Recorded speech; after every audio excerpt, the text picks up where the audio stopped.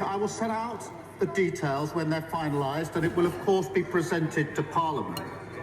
But if the Leader of the Opposition is properly briefed on the national security implications when she's asking these questions, which she's perfectly entitled to do, then she knows exactly what I'm talking about in terms of national security and legal certainty.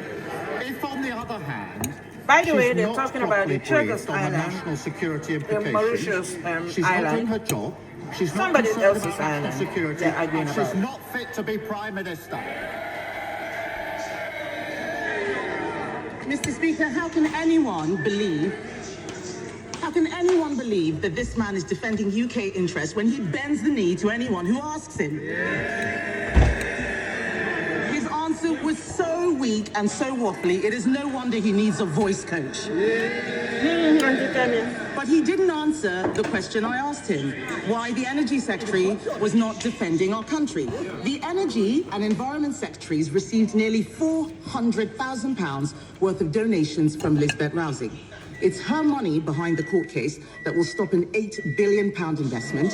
Speaker, I'll come to that very issue, but I noticed she didn't say that she was briefed about the Chagos issue. This is important. Mr. Speaker, when she became Leader of the Opposition, I said to her that I would give her a briefing on any national security issue if she asked for it. That's very important to the way that we run our democracy. She has not asked for a briefing on the Chagos case. And that's because she's more interested in chasing reform than in national security. In relation to oil and gas, it'll be part of our energy supply for many years to come. We've been absolutely clear about that. But we are going through a transition. It's important because that transition to renewable energy will give us lower bills, energy security, take Putin's foot off our throat, and it's good for the national interest. Mr. Speaker, this is a weak answer because he doesn't know what is going on.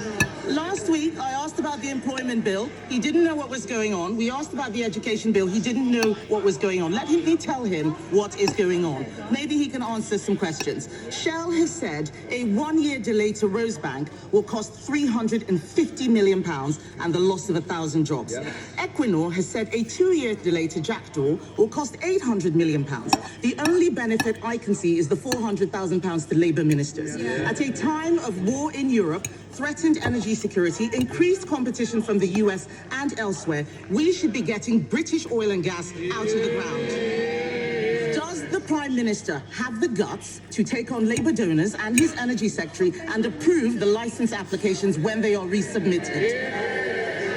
Prime Minister. Speaker, she doesn't even want to know what's going on, otherwise she'd have asked for the relevant briefing. She knows the position on Rosebank. She knows the court case that has meant that the licence has got to be reviewed. There's a process that's got to be gone through in the proper way. She understands that, but yet again she's proving all she can do is student politics and playing party politics. Mr. Speaker, I am speaking on behalf of the people of this country. When Labour negotiates, our country loses. When Labour negotiates, our country loses. He's talking about bringing growth and investment. Last week, he lost a £450 million investment from AstraZeneca that we negotiated, Mr. Speaker, and which would have delivered growth immediately. That same day, he also lost the £8 billion oil field investment that would have delivered next year. Business is abandoning the North Sea because of his decisions. What signal does he think he is sending to investors? As she knows, AstraZeneca was a commercial decision. She must understand that. But, Mr. Speaker, all she does is come here every week, carping from the sidelines, talking our country down. We've got the highest for 19 years. PwC say the second best place to invest in the world. The IMF has upgraded growth. Wages are up. Inflation is down. There's more to do. Reforming planning and regulation. Building new homes. Supporting a runway, the third runway at Heathrow. What unites these? Championed by Labour, opposed by the Tories.